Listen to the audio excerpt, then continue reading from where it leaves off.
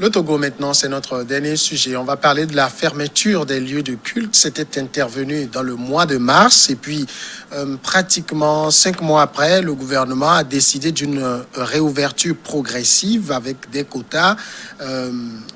Aujourd'hui, il faut dire techniquement, la plupart des lieux de culte sont encore fermés. Une situation qui fait réagir les religieux, notamment l'Observatoire togolais des églises qui a fait une sortie publique il y a 2 jours qui invite donc les autorités togolaises à prendre les dispositions pour une réouverture totale des églises et mosquées sur l'étendue du territoire. L'organe de régulation des maisons de Dieu au Togo a proposé au gouvernement l'ouverture définitive donc des lieux de culte sous le contrôle de la police des cultes. Basile Agbo, première question, est-ce qu'il y a objectivement aujourd'hui encore une raison qui justifie que l'on maintienne fermés la plupart des lieux de culte?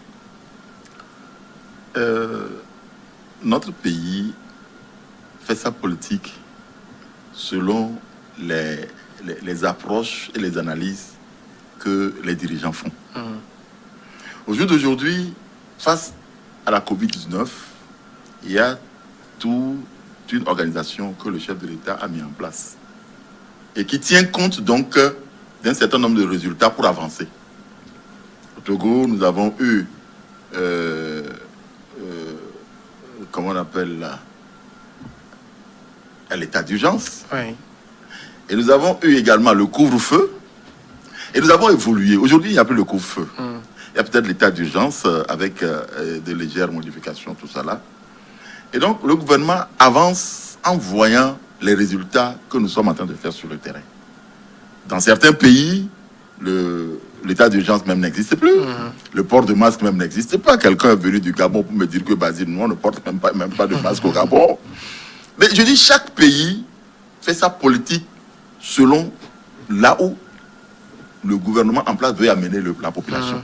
Nous avons opté ici pour la limitation, c'est-à-dire de tout ce qui peut provoquer la résurgence de la maladie ou bien que la population soit exposée, n'est-ce pas, à la Covid-19. C'est ce que le gouvernement est en train de faire. Le gouvernement, entre-temps, avait laissé des églises ouvertes, c'est-à-dire qu'on veut aller pas à pas. Et effectivement, lorsque les églises ont ouvert, quelques églises donc ont été autorisées à ouvrir, on a constaté qu'il n'y a pas eu donc de contamination dans certains, mais certaines, on a vu des contaminations. Je ne veux pas donner les églises. Nous avons eu donc des informations. Et je fais même partie de la cellule de communication sur la Covid-19. Et nous avons des informations qui donnent que dans certaines autres églises, il y a eu des contaminations. Dans certaines, il n'y en a pas eu. Et donc, c'est quand même la cellule là continue de faire son travail. La question, comment on peut savoir si quelqu'un est contaminé, que c'est dans une église? Non. Comment on peut le savoir? Non, on peut le savoir. Lorsque, par exemple, on demande à la personne quels ont été les contacts, vos derniers contacts que vous avez eus avant que la maladie se déclenche, et que vous dites que j'étais à l'église le dimanche, j'étais à la mosquée le vendredi, et que ceci, ben, on peut déterminer si c'est de là que vous avez eu le truc. Et en suivant donc tous les contacts que vous avez, on peut peut-être dénicher vos contacts parmi ceux qui étaient à l'église avec vous, si c'était le cas, que vous avez été contaminé à l'église. Savoir que c'est et donc, là, le gouvernement fait une politique de progression dans l'ouverture des églises. Moi, je le dis, il y a un directeur de culte qui s'entretient tout le temps avec ceux qui gèrent les églises. Les jours à venir, on va ouvrir les églises. Je ne vois pas pourquoi les gens s'inquiètent tant de l'ouverture de ces églises-là. Les jours à venir, c'est en progression. Le gouvernement est en train de faire un travail progressif qui fera en sorte que les églises vont s'ouvrir dans les jours à venir. C'est-à-dire que le gouvernement n'a rien à faire. En fermant les églises, le gouvernement ne gagne rien d'ailleurs. On va aller dans le fond. Oui, Samuel, je comprends que Basile, en tant que membre de la cellule de communication, de la coordination, si je comprends bien, puisse parler en ces termes. Mais moi, honnêtement, faudrait pas qu'on se trompe. Hein. C'est-à-dire qu'on est en train d'institutionnaliser tout un mystère autour de la maladie au Togo à telle enseigne que on ne comprend plus rien. C'est-à-dire que le Togo n'évolue pas sur une autre planète que les autres pays.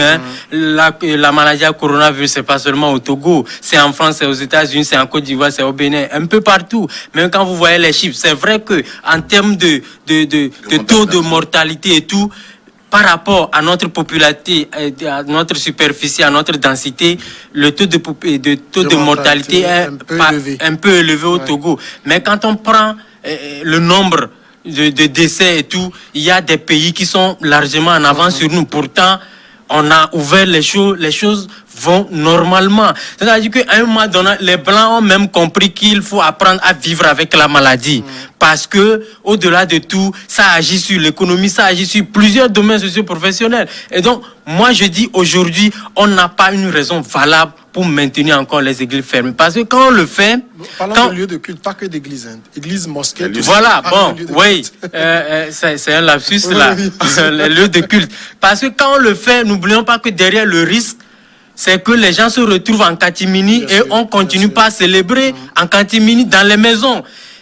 Quand Basile disait que oui, quand on a permis à ce qu'il y ait eu ouverture progressive des églises et que on a constaté des cas de contamination, en tout cas à des endroits donnés, je dis mais l'autre fois qu'on a permis à ce que l'année scolaire puisse terminer normalement et que les élèves des classes d'examen puissent finir les examens, on a encore dénombré des cas de contamination. Pas dans les établissements scolaires, mais des élèves qui sont allés en vacances et qui sont revenus, qui ont traversé la frontière. On ne les a pas retrouvés dans les écoles.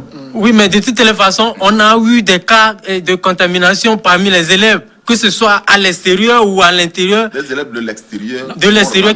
Mais moi, ce que je voudrais dire, c'est que on en fait de trop. Soyons sérieux un peu. Coronavirus, on fera avec. Et même les scientifiques le disent. À cette étape-là, rien n'est sûr que demain ou après-demain, on trouvera un remède pour la maladie. Alors, faisons avec le temps présent. Ouvrons les choses et mettons des garde-fous pour mieux contrôler les choses.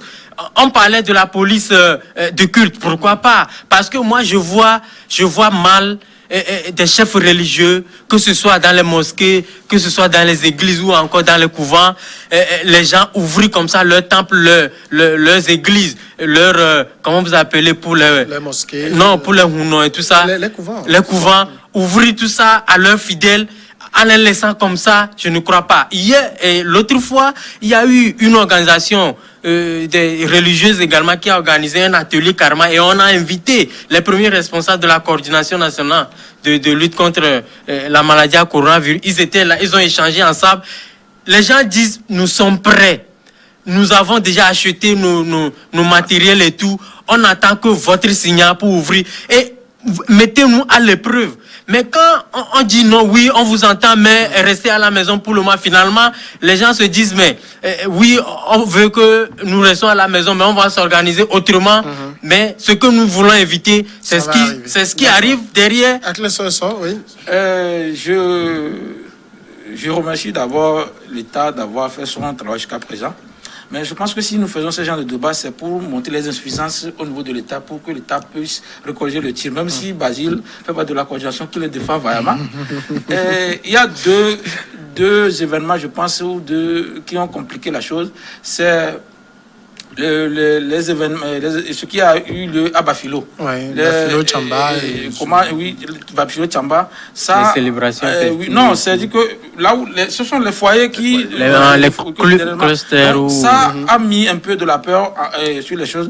Et au même moment, il y a le discours de certains pasteurs qui n'est pas aussi encourageant. Donc, je pense que en tant que coach, la lutte contre le Covid, c'est d'abord psychologique. Si tu crois que tu portes le masque, tu ne seras pas atteint. Tu ne seras pas atteint. C'est cela. Donc l'État aussi doit comprendre ça. Maintenant, il faudra que vous permettez cette clause.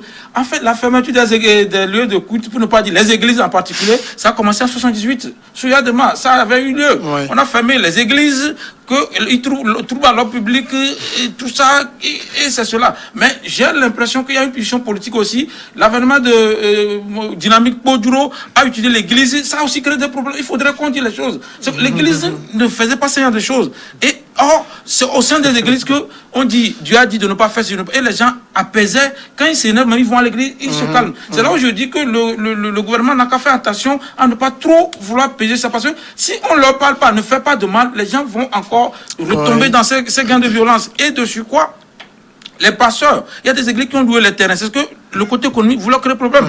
C'est-à-dire qu'il y a des terrains qui ont loué 40 000. Ils paient ça. Ça fait plus de 6 mois, l'État ne subventionne pas les pasteurs. Et ça sort comment? C'est ça, ils sont en train de souffrir. Or, sont également des Togolais. Il faudrait que la commission aille vérifier. Des policiers n'ont qu'à venir pour voir. Les églises sont prêtes, les gens payent des autres. Et c'est même au sein des églises que les gens sont plus, les lieux de culte, que les gens sont plus respectueux. Au marché, il y a du désordre total. Quand ils rentrent, même les gens enlèvent les choses. C'est vrai que des fois, on les punit, mais c'est cela. Donc, moi, je pense que il y a lieu que l'État essaie de tester les églises. Parce qu'il y a aussi de la division. Il y a certaines églises, on a laissé ouvrir beaucoup de les paroisses, surtout les catholiques et les protestants. Moi, je suis là pour dire la vérité. Et c'est pas bien. Il y a surtout les églises ministérielles, c'est eux qui ont payé plus ces gens. Alors que j'ai l'impression que les pasteurs viennent, ils disent qu'on n'a qu'à fermer. Il y a un grand pasteur qui est venu, on n'a qu'à fermer les églises, que lui est derrière. Ce ne sont pas des discours. Donc, si ils n'ont qu'à reformer les choses, ou on crée un conseil chrétien, ou je ne sais pas, une organisation des églises, où chaque religieux, je ne veux pas seulement pas ou comme il avait dit, le ministère des cultes, où on choisit chaque religieux, chaque confession religieuse envoie un représentant. Et quand il y a ces gens, ils vont voir l'État. Je pense que c'est leur émiettement qui fait que l'État... L'autre dit, ça m'étonne. Donc il faudrait que l'État aussi change. Il y a quelque chose d'intéressant qu'a dit à Clé-Soeur tout à l'heure, et sur lequel je voulais rebondir, c'est que la fermeture des lieux de culte est intervenue dans le contexte de la lutte contre le coronavirus. Moi, j'ai la chance, l'église où je fréquente est ouverte. Et il y a deux semaines, j'étais au podium, et puis je regardais les forces de la FOSAP qui sont rentrées, puisque c'est fait de telle sorte qu'il y a forcément la distance entre les gens. Dans un banc très large, vous n'êtes plus que 3, alors que le banc pouvait accueillir jusqu'à 6. Et qui veillait au grain, qui demandait à ceux qui ont mal mis leur masque de les mettre, qui demandait aux gens de bien s'aligner. Ça me faisait rire devant, parce que je trouvais ça hypocrite. L'hypocrisie, en fait, c'est qu'ils ont une telle rigueur dans les lieux de culte, mais allez voir les marchés. Moi, je traverse des marchés pour rentrer chez moi. Vous avez au moins 1/10 qui a le masque. La plupart des autres n'ont pas le masque. Les mêmes forces sont là pour ça. On ne fait rien comme si ce n'est que dans les lieux de culte qu'on pouvait être contaminé. Non. Pourquoi cette hypocrisie-là? On ne peut pas parler d'hypocrisie. Les forces Covid dont vous êtes en train de parler, ils sont en train de faire un travail. C'est vrai que dans les marchés, il y a du désordre. Ça, il faut quand même qu'on le reconnaisse. Il y a du désordre. Et ça, c'est un travail que, normalement, les conseils municipaux et les mairies sont en train de faire. Je crois qu'ils sont en train de s'évertuer pour cela, mais manque donc de capacité, de personnel pour pouvoir faire ce travail que vous êtes en train de dire. Et c'est ça qui fait que dans les marchés, il y a ce désordre-là. Bon, oui, mais même le truc même, c'est que dans les marchés, vous ne les voyez même pas. Ils sont même pas là. Et les dimanches, on circule dans les lieux de culte comme si ce n'est que là qu'on peut attraper la maladie. Non. C'est ce qui fait dire aux gens que mais il y a comme une... J'allais dire, c'est comme s'ils ont les lieux de culte en viseur. Avant, il y avait une volonté de réglementer les lieux de culte d'une certaine façon. C'est ce qu'on est en train de faire. Et je crois que on est en train de profiter de ce moment pour essayer de voir si on peut réglementer un tant soit peu la gestion de ces églises-là. Et donc, je crois que c'est ce que je dis aux gens, il faut qu'on patiente. Le gouvernement n'est pas là pour interdire aux gens de croire en leur Dieu ou à leur fréquenter. C'est ce que les gens croient, parce que constitutionnellement, il y a l'article 14 qui dit liberté de religion. Oui, j'ai entendu un audio la dernière fois où un prêtre il tapait du pot sur la table qui va organiser les gens vont sortir dans la rue, etc., etc. Je ne crois pas que l'intention du gouvernement soit d'empêcher les gens d'adorer Dieu. C'est un processus qui est en train de se faire. C'est un processus. Dans les jours à venir, moi, je me dis que les églises vont ouvrir. Les églises vont ouvrir. Je crois que les églises vont ouvrir dans les jours à venir. Oui, c'est paradoxal. C'est paradoxal, Basile. Ouais, c'est le ministère, même depuis 2012 ou 2013, ne donne plus de récépissé aux églises. Ouais. Donc, ça dit que vous voulez que les églises soient en norme. et vous ne leur donnez pas les papiers qui doivent prouver qu'ils sont en ordre. Il y a certains qui ne sont même pas églises. C'est-à-dire que c'est non, oui, on n'a qu'à leur demander. Alors qu'on le dise clairement, ça qu'on le dise clairement que nous voulons profiter de l'occasion pour réglementer le secteur. C'est pourquoi qui était là les Togolais sont immensément religieux. Vous voyez? Et c'est notre état spirituel qui nous permet de ne pas faire certaines choses. C'est ce que l'État même ne comprend pas. Si le Togo n'est pas embrasé comme les autres pays, c'est parce que religieusement, il y a des choses qu'on a appris. Même dans le couvent, on dit il y a des choses que tu ne fais pas quand tu es dans le couvent. Dans les églises, on nous interdit des choses. Mais si l'État fait que quelqu'un fait une récupération politique de cet événement, c'est pas bien. Vous voyez qu'il suffit qu'un politicien lambda vient devant et dit que je suis... L'État n'a qu'à faire attention. Il faudrait qu'on ouvre les églises. Le mécontentement le mécontentement qu'affichent aujourd'hui certains leaders religieux est compréhensible. Oui, c'est compréhensible dans la mesure où c'est comme au-delà de tout, on les empêche de mener leur ministère, de vivre leur ministère pleinement, parce que ça également, il y a des manques à gagner. Il y a des manques à gagner, tout ça. Si c'est les fonctionnaires, on n'a pas payé durant 6 mois, ils sont tranquilles. De l'OTE, l'Observatoire togolais des églises, il y a il y a Cyrus Badabadi, qui est le président, qui dit au début de la crise, le gouvernement a lancé le programme Non-Vici pour accompagner la population. Jusqu'à preuve de contraire, aucun pasteur n'en a bénéficié. Non, c'est ça que je ne comprends pas. Alors qu'au niveau de la CNSS, il y a aussi leur niveau qu'on doit aussi prendre soin d'eux. Et pire encore, moi j'ai assisté, des patients ont vendu leur télé, leur lit. C'est vraiment déplorable. Je vais le dire clairement. C'est vrai que officiellement, c'est ce qu'on nous présente, mais parce que quand vous voyez, il n'y a pas de raison qui tienne valablement. C'est pas parce que Basile est devant moi que je ne vais pas le dire. Il faut qu'on protège la population. Oui, on le protège, certes, mais ce n'est pas forcément les empêcher d'aller à l'église qu'on les protège. Parce que je l'ai dit, on leur interdit cela, mais derrière, les gens se retrouvent à la maison pour célébrer des cultes. Il y a propagation de ça. Bien sûr. Et donc, c'est ce qui fonde plutôt l'argument de certains, comme quoi c'est plutôt l'aspect politique qui est là, qu'on ne veut pas dévoiler, mais qu'on tient, en tout cas, on veut forcément peut-être... C'est ce que je dis. Ça dit que l'idée de départ... L'idée de départ, c'était quoi? C'était d'empêcher les gens à se retrouver en nombre quelque part. Or, quand on a fermé les églises, les écoles, à l'époque, en mars et tout, c'était tout un ensemble, les manifestations politiques et tout, on n'a plus donné de permission aux gens de se retrouver. Et donc, peut-être que derrière... dans la tête de l'autorité, quand je dis maintenant que les églises reprennent, c'est que on me demandera pourquoi pas les manifestations politiques. Et ça va créer encore d'autres problèmes. Donc, oui, non, c'est des analyses que les gens font. Parce que les raisons qu'on avance officiellement, ça ne tient plus aujourd'hui. Avouons-le, ça ne tient plus. On peut refuser les manifestations politiques, il n'y a pas de problème. Mais c'est que ce qui s'est en train de passer avec les églises et les lieux de culte, en fait, c'est pas... Parce que même nos cadres même vont à l'église. Ils sont comment ils vont dans des mosquées. Et vous voyez, c'est ça même qui frustre les gens. Quand la plus vraie, guerre qui puisse arriver dans un monde ainsi, c'est quand tu empêches quelqu'un de pratiquer sa religion. C'est ça. On n'empêche pas les gens. Non, c'est ce qui, en fait, c'est... Non, je ne crois pas. Ce n'est pas parce que les églises sont fermées que je ne prie pas mon Dieu à la maison. Il y a un monsieur qui m'a dit... Il y a un monsieur qui m'a dit, lui, maintenant il est foutu parce que avant il venait à l'église dimanche, on lui dit, ce qu'il écoute dimanche, il pratique dans la semaine. Maintenant il n'écoute plus. Donc il ne pratique plus. Ce qu'on lui disait, il n'a qu'à continuer de pratiquer. C'est pour dire qu'on rouvre les églises pour la communication sont des gens, ils l'écoutent et ils pratiquent. Donc quand il y a des gens, ils sont obligés de voir quelqu'un qui leur dit ne fais pas avant de ne pas faire. Donc c'est ça, l'État aussi n'a qu'à comprendre. Ils sont tous des citoyens, on est tous des citoyens. Il faudrait qu'on soit à l'aise spirituellement et mentalement. Donc j'évoquais le révérend Badabadi, donc président de l'OTE. Il dit ceci: nous prions juste Dieu c'est-à-dire les gouvernants, nous écoutent et qu'il rouvre rapidement les églises et les mosquées. Dans le cas contraire, nous allons prendre nos dispositions. Alors là, c'est qu'il y a quelque chose qui pourrait arriver si... Vas-y. Des dispositions qu'on prend, Je l'ai toujours dit, ce n'est pas de gaieté de cœur que l'État s'est levé un bon matin pour fermer les églises. Tout le monde le sait. Et ce n'est pas pour je ne sais pas, pour frapper ou bien pour faire du mal à quelqu'un que le gouvernement l'a fait. Tout le monde le sait. Donc maintenant, c'est progressivement que nous y allons.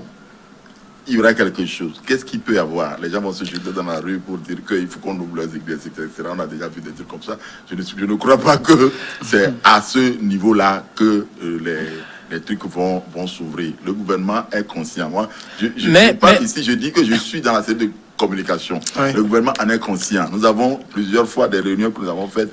Dans les jours à venir, les églises vont ouvrir. Oui, jusqu'à quand? Parce que quand on prend les chiffres, par exemple, les chiffres ne font qu'augmenter. Oui. Les chiffres? Les chiffres, que ce soit la contamination, oui, les cas de décès, tout ça, ça ne fait qu'augmenter. Alors quand on dit les jours, dans les jours, parce que plus les jours passent, nous conduisons plutôt vers l'augmentation. Au Brésil, tous, ça augmente.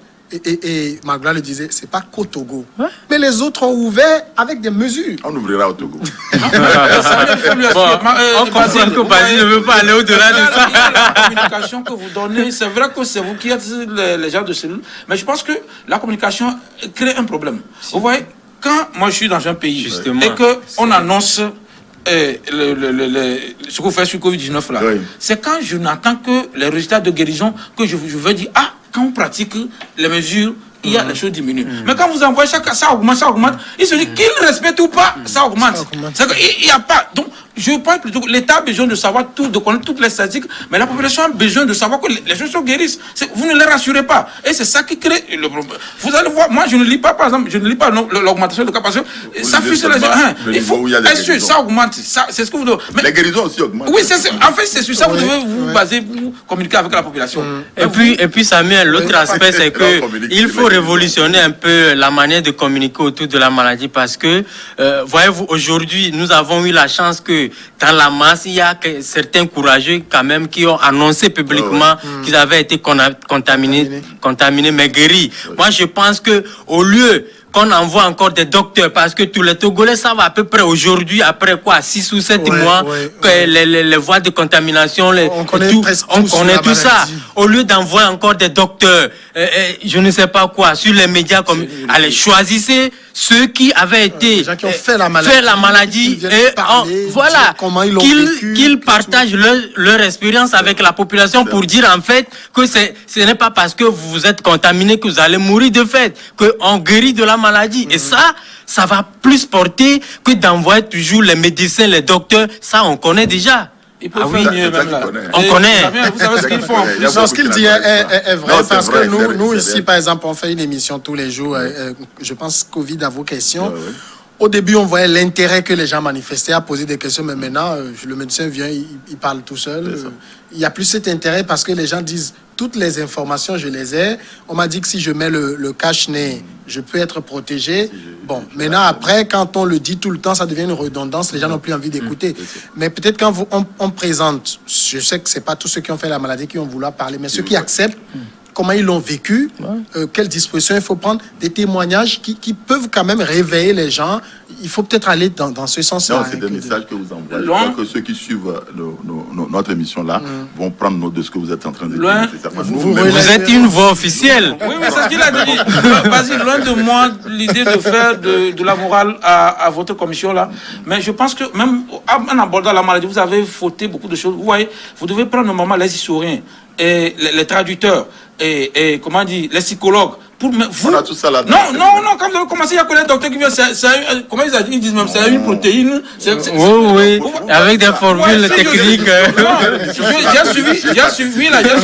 Imaginez que mon oncle qui est dans mon village, à Petit Kita, qui ne comprend pas français, que normalement, non, j'ai dit, c'est après vous avez généralisé les émissions. Je le dis, et que les sourires ne viennent pas pour nous dire que ça avait commencé comme ça, ça a été comme ça. On ne fait pas de l'histoire sur la maladie, c'est protéines, quoi, c'est tout ce que, au même moment, les docteurs là, ils ne proposent pas une solution concrète pour la maladie.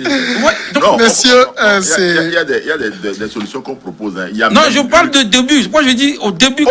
L'émission qu'on a faite à la télé, je me rappelle, c'est en éveil. Et moi, j'étais intervenu à Neve. Non, pour le VG. En tout cas, on a envoyé. Après, on fait des émissions il y a toutes les langues. Non, ne vous inquiétez pas. On a encore 4 minutes. Et comme c'est vendredi, l'habitude sur les émissions de vendredi, bien, c'est d'attribuer des notes de 1 à 10. Enfin, de 0 à 10, parce que 0, c'est une note aussi. Oui, c'est juste une note. Ouais.